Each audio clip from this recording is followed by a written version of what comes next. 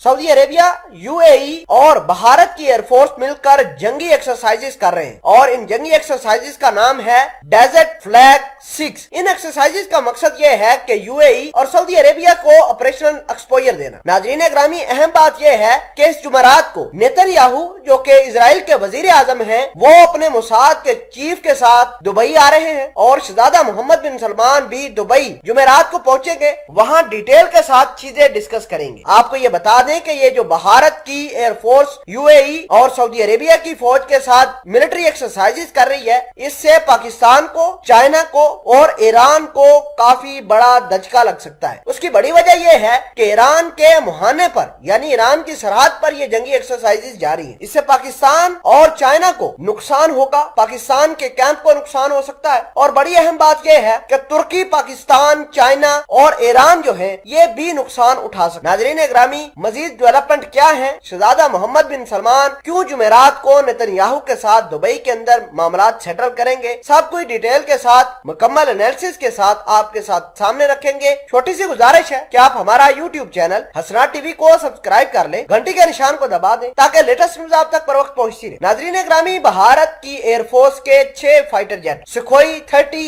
MKI UAE के अंदर मौजूद है। ये 3 मार्च को चले गए थे यूएई के बेस पर और यूएई की जो बेस है जिस पर ये जंगी एक्सरसाइजेस जारी है उसका नाम है अल-दफरा एयरबेस। ये अल-दफरा एयरबेस वो एयरबेस है जहां पर अमेरिका ने अपने कुछ फाइटर जेट छोड़े हुए और ईरान के बॉर्डर के साथ अल-दफरा एयरबेस मौजूद है। अल-दफरा एयरबेस ईरान के बॉर्डर के साथ मौजूद है। अगर प्रीवियस रिकॉर्ड उठाकर देखा जाए तो जो ईरान है वो अल-दफरा एयरबेस को निशाना बनाते रहे हैं। नाजरीन ग्रामी, अहम बात यह है कि भारत के फाइटर जेट, इनके फ्यूलिंग और 2 C-117 टैंकर एयरक्राफ्ट जो हैं वो यूएई के अंदर मौजूद है। लगातार यूएई की फोर्स को और सऊदी अरेबिया की एयरफोर्स को मुकम्मल तौर पर सपोर्ट कर रहे हैं, उनको ऑपरेशनलाइज कर रहे हैं कि जंग किस तरह लड़नी। नाजरीन ग्रामी, बड़ी अहम बात यह है कि शहजादा मोहम्मद बिन सलमान यमन के अंदर पिट रहे। शहजादा मोहम्मद बिन सलमान को अमेरिका असला भी नहीं दे रहा और शहजादा मोहम्मद बिन सलमान को अनाप पर खड़े हैं कि किसी न किसी तरीके से उनको असला मिले और वो जो है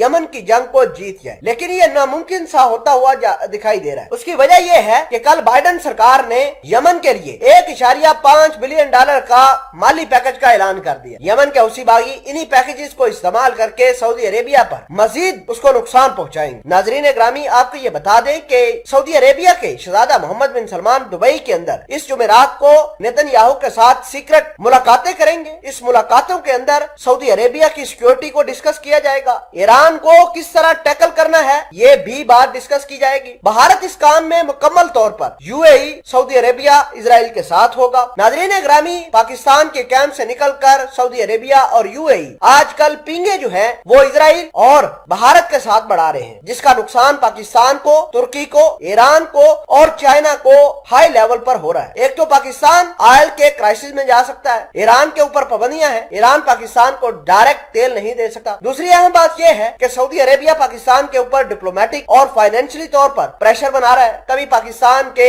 जो रेमिटेंसेस बंद कर देता है, कभी पाकिस्तान से लोन वापस मांग लेता है और यही हाल यूएई का है। ये लगातार भारतीयों के पास जाकर इजरायलियों की पॉलिसी पर काम करके पाकिस्तान की सॉवरेनिटी को थ्रेट कर रहे हैं। ये जैसे जैसे एम्पावर होंगे पाकिस्तान की फौज के ऊपर बर्डन जरूर आएगा, लेकिन हमें इस बात के लिए जरा बराबर भी परेशान नहीं होना चाहिए क्योंकि पाकिस्तान की आर्मी ने हर लिहाज से, हर तरीके से और हर टाइम फ्रेम के लिए अपनी फौज को तैयार रखा हुआ। तो बड़ी अहम बात यह है कि सऊदी अरेबिया और यूएई हर लिहाज से भारत और इजराइल के कैंप में चले गए।